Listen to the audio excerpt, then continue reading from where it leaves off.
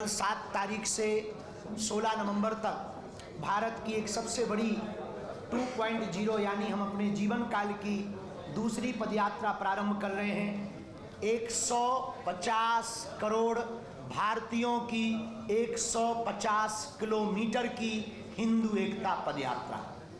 ये पदयात्रा सनातन धर्म की विचारक यात्रा है।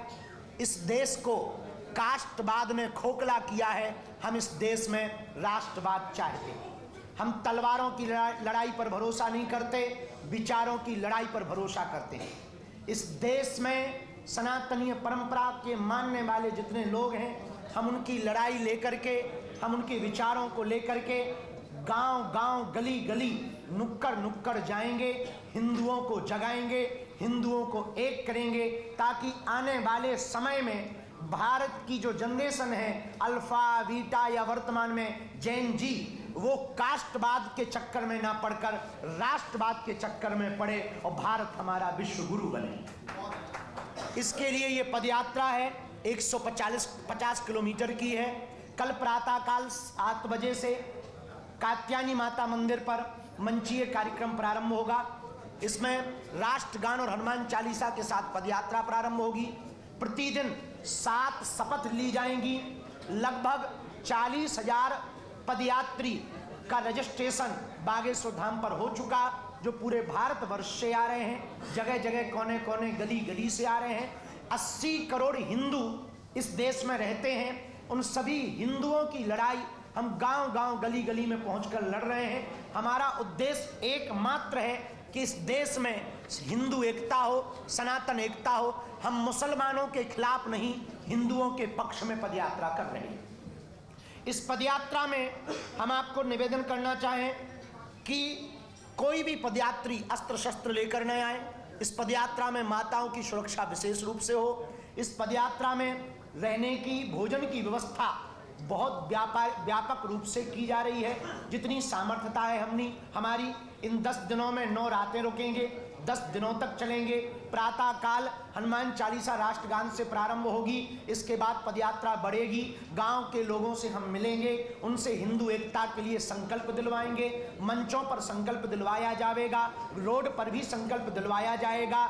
इस देश के साधु, संत, महात्मा और अभिनय जगत के लोग और राजपीठ के लोग, सभी लोग इस पदयात्रा में आ रहे हैं। जो जो हिंदुत्व से प्रेम करते हैं, सनातन से प्रेम करते हैं, तिरंगा से प्रेम करते हैं, वो इस पदयात्रा में आ रहे हैं। कुछ लोग हैं जो तिरंगा में चांद देखना चाहते हैं, हम चांद पर तिरंगा देखना चाहते हैं। इस पदयात्रा में दोपहर के भोजन के समय भी संकल्प होगा। 7 संकल्प लिए जाएंगे। हिंदू एकता का, सामाजिक समरसता का, यमुना शुद्धिकरण हो, गौ माता राष्ट्रमाता हो, पर मूल रूप से हम कास्टवाद से ऊपर उठकर राष्ट्रवाद के प्रति सजग रहें। हमारा उद्देश्य इस पदयात्रा का आपकी आने वाली पीढ़ी को बचाना। यहाँ जितने पत्रकार हैं, मीडिया कर्मी हैं या कैमरा चलाने वाले हैं, हम आपके बच्चों के लिए भी ये पदयात्रा कर रहे हैं, ताकि आपके बच्चे आने वाले समय में इस्लामिक ना हो जाएं, अपनी परंपरा को मानते रहें। इसके लिए ये पदयात्रा कर रहे हैं। इसी के लिए हमने आज हमारे अभिभावक रूप में श्री तिजारा वाला जी और श्री मनोज त्यागी जी, आप सबने आज की व्यवस्था की, आप सबको बुलाया।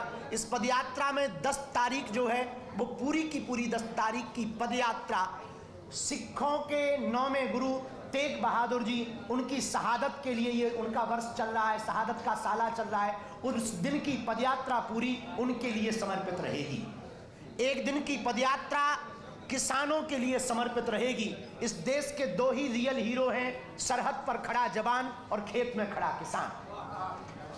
इस 10 दिनों की पदयात्रा में पूरी पदयात्रा हिंदू एकता के लिए है। हम साधु होने के नाते गांव गांव, गली गली जब जाएंगे, 150 किलोमीटर, 3 प्रदेश, दिल्ली, हरियाणा, उत्तर प्रदेश, लगभग 6 जिले, लगभग अगल बगल से मिलाकर 422 ग्राम पंचायतें, 5 करोड़ की लगभग आबादी के बीच से, जनसंख्या के बीच से ये पदयात्रा निकलेगी। लगभग 40,000 से 1 लाख सनातनी हिंदू इस पदयात्रा में सम्मिलित होंगे। देश के संत, महंत, महापुरुष, अभिनेता, नेता, खेल जगत के लोग इस पदयात्रा में आएंगे और हम गांव गांव गली गली जाकर हिंदू एकता की भिक्षा मांगेंगे। इस पदयात्रा में दो बातें विशेष रूप से हैं। जो पदयात्रा में आवे अस्त्र शस्त्र ना लावे। इस पदयात्रा में जो आवे हिंदू एकता पर जोर दें। इस पदयात्रा में जो आवे किसी दूसरे मजहब के खिलाफ अनर्गल टिप्पणियां ना करें, क्योंकि हम ईसाई या मुसलमानों के खिलाफ नहीं, केवल हिंदुओं के पक्ष में हैं। इस पदयात्रा में विशेषतया पूरे देश की हम एक नज़र चाहते हैं। आप यदि नहीं आ सकते, लड़ाई हम आपकी कर रहे हैं, आपके लिए कर रहे हैं, आप नहीं आ सकते तो घर बैठकर लाइव संस्कार और बागेश्वर धाम यूट्यूब चैनल पर चलेगा, उससे एक एक पोस्ट घर बैठ करके करें, ये भी आपका सहयोग हो सकता है। इस पदयात्रा में कल हर दिन की पदयात्रा प्रातः काल से शुरू होगी, 7 बजे से होगी, सायं 6 बजे हम विराम करेंगे।